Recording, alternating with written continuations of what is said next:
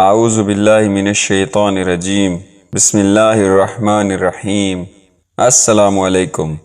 سب سے پہلے انسان حضرت آدم علیہ السلام ہیں۔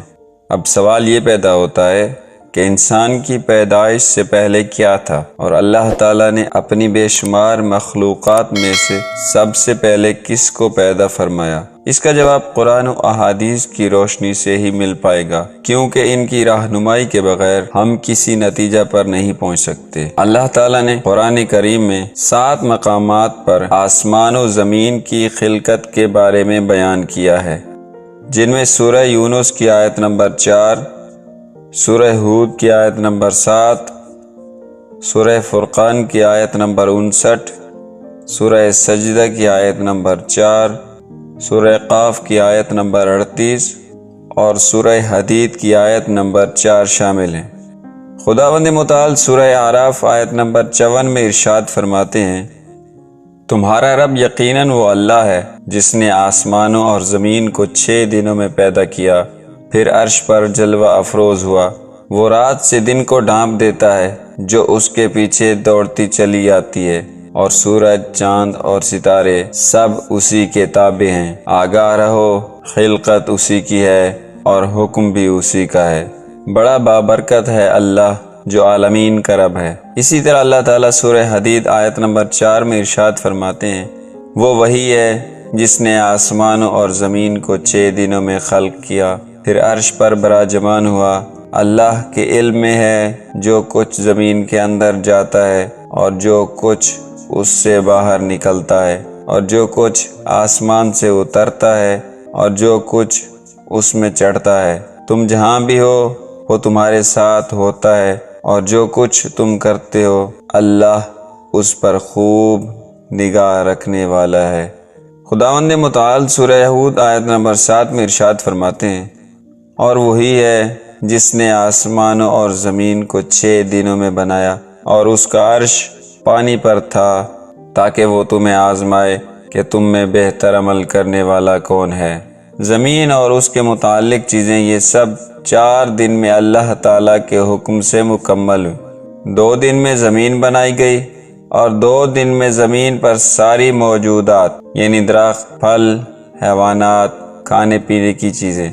زمین کی پیدائش کے بعد اللہ تعالیٰ نے آسمانوں کی طرف توجہ فرمائی اور 7 آسمان بنائے، پھر آسمان اور زمین کے ملاپ سے دنیا بسائی۔ آسمان سے سورج کی روشنی زمین پر پڑی، جس کی وجہ سے حرارت پیدا ہوئی اور بارشیں ہوئیں، جس کی بدولت زمین سے طرح طرح کی چیزیں پیدا ہو گئیں۔ زمین و آسمان کے سب کام اللہ تعالیٰ نے 6 دن میں مکمل فرمائے، رات اور دن بنائے۔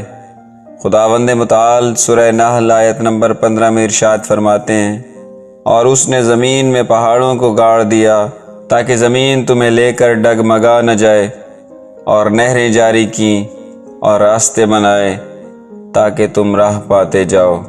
اللہ تعالیٰ نے جب زمین کو پیدا کیا تو وہ حرکت کرنے لگی۔ خداوند متعال نے پہاڑوں کو پیدا کیا تاکہ زمین کی حرکت بند ہو جائے۔ اگر اللہ تعالیٰ پہاڑوں کو پیدا نہ کرتے تو زمین ہمیشہ حرکت کرتی رہتی۔ ذرا تصور کریں، کسی جگہ جب زلزلہ آتا ہے اس وقت کیا حالت ہو جاتی ہے۔ ایک صحابی نے حضور اکرم صلی اللہ علیہ وآلہ وسلم سے سوال کیا کہ اے اللہ کے رسول، زمین اور آسمان کو پیدا کرنے سے پہلے ہمارا پروردگار کہاں تھا؟ آپ صلی اللہ علیہ وآلہ وسلم نے ارشاد فرمایا کہ اللہ کے سوا اور کچھ نہیں تھا۔ پھر اس نے پانی پر اپنا عرش بنایا، یہ اس کائنات کی ابتدا تھی۔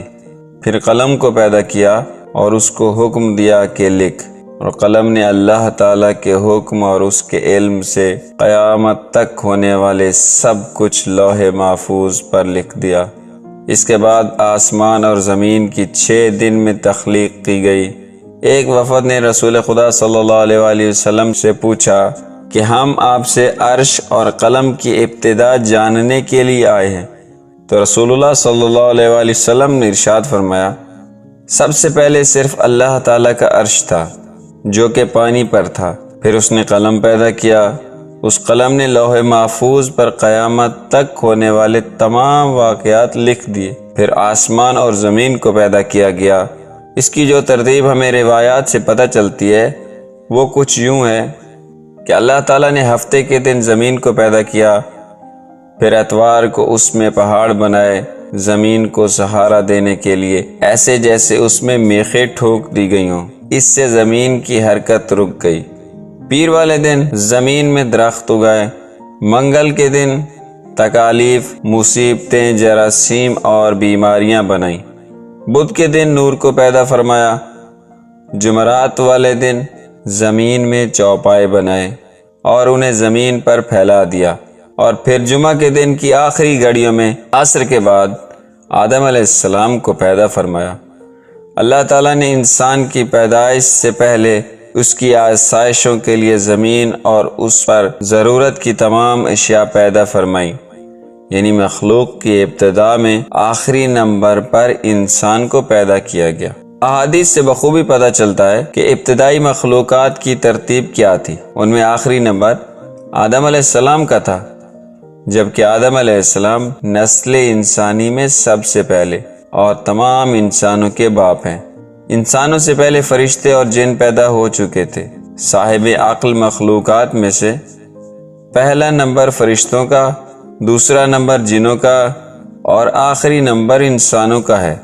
فرشتوں کا اصل ٹھکانہ آسمان ہے۔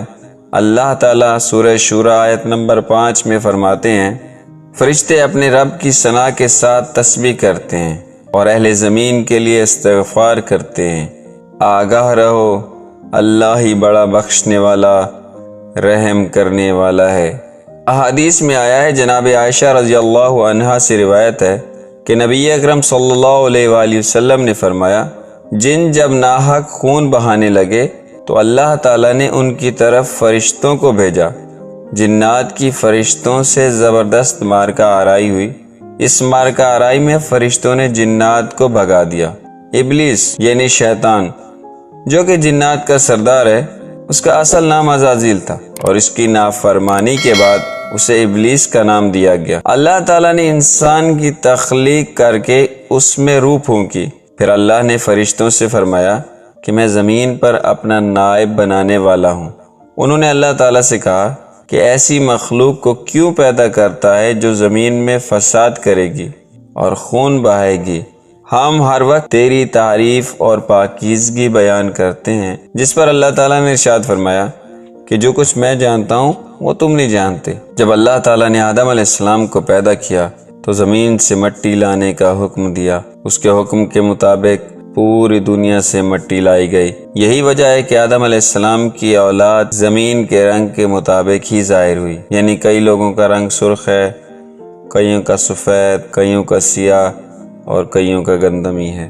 اللہ تعالیٰ نے خود انسان کا ڈھانچہ تیار فرمایا۔ اللہ تعالیٰ نے انسان کی تخلیق فرشتوں کے سپرد نہیں کی، بلکہ انسان کو خود ایک مورتی کی صورت میں ڈھالا۔ اس کے بعد یہاں تک کہ گیلی مٹی خشک ہو گئی اور اس کا رنگ سیاہ ہو گیا، خشک ہو کر کھنکھناتی مٹی بن گئی۔ اللہ تعالیٰ نے انسان کا ڈھانچہ بنا کر اسے خشک ہونے کے لیے ایک مقررہ مدت تک چھوڑے رکھا تو ابلیس اس کے گرد چکر کاٹنے لگا، اس کو ٹھوکر مارتا، اس میں سے ایسی آواز آتی جیسے خالی مٹی کے مٹکے سے آتی ہے۔ ابلیس آس پاس سے گزرتا تو ٹھوکر مار کر کہتا، تجھے کسی خاص مقصد کے لیے پیدا کیا گیا ہے۔ یہ کہہ کر وہ اس کے منہ کے راستے اس میں داخل ہو جاتا اور کمر کے راستے باہر آ جاتا۔ اور پھر اس نے فرشتوں سے کہا کہ اس سے گھبرانے کی کوئی ضرورت نہیں ہے، اگر مجھے اس پر مسلط کیا گیا تو میں اس کو ہلاکت میں ڈال دوں گا، اور اگر اسے مجھ پر مسلط کیا گیا تو میں یقیناً اس کی نافرمانی کروں گا۔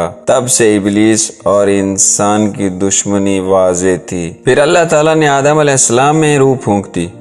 قرآن اور احادیث میں واضح ہے، پھر اللہ نے اولاد آدم سے ان کے بارے میں اقرار لیا کہ کیا میں تمہارا رب نہیں ہوں؟ الستُ بربکم؟ تو تمام انسانوں نے جواب دیا، قالوا بلا، کہ آپ ہی ہمارے رب ہیں۔ اللہ تعالیٰ نے آدم علیہ السلام میں روح ڈالنے کے بعد فرشتوں اور جنوں کو آدم علیہ السلام کو سجدہ کرنے کا حکم دیا۔ ابلیس کے سوا سب نے آدم علیہ السلام کو سجدہ کیا۔ جب ابلیس نے آدم علیہ السلام کو سجدہ نہیں کیا تو مردود ٹھہرایا۔ خداوند متعال نے کہا نکل جا میری بارگاہ سے، تو ابلیس نے کہا یا خدا، میں نے آپ کی اتنا عرصہ تک عبادت کی ہے، مجھے اس کا صلہ چاہیے۔ خداوند متعال نے ارشاد فرمایا مانگ، کیا مانگتا ہے؟ تو ابلیس نے کہا میں رہتی دنیا تک زندگی چاہتا ہوں۔ تو خداوند متعال نے ارشاد فرمایا جا، تجھے مقررہ مدت تک مہلت دی گئی ہے، تجھے موت نہیں آئے گی۔ تب سے لے کر آج تک ابلیس اور انسانوں کی دشمنی چلی آ رہی ہے۔ خداوند متعال نے 1,24,000 پیغمبر بھیجے انسانوں کی ہدایت کی خاطر۔ سب نے آ کر یہ بتایا کہ اللہ وحدہ لا شریک ہے، فقط اور فقط اسی کی ہی عبادت کرو۔